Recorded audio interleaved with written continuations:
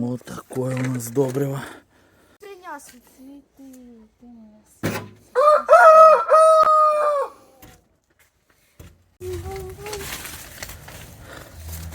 Ой, какой ты молодец, папа. Он точно как папа работает.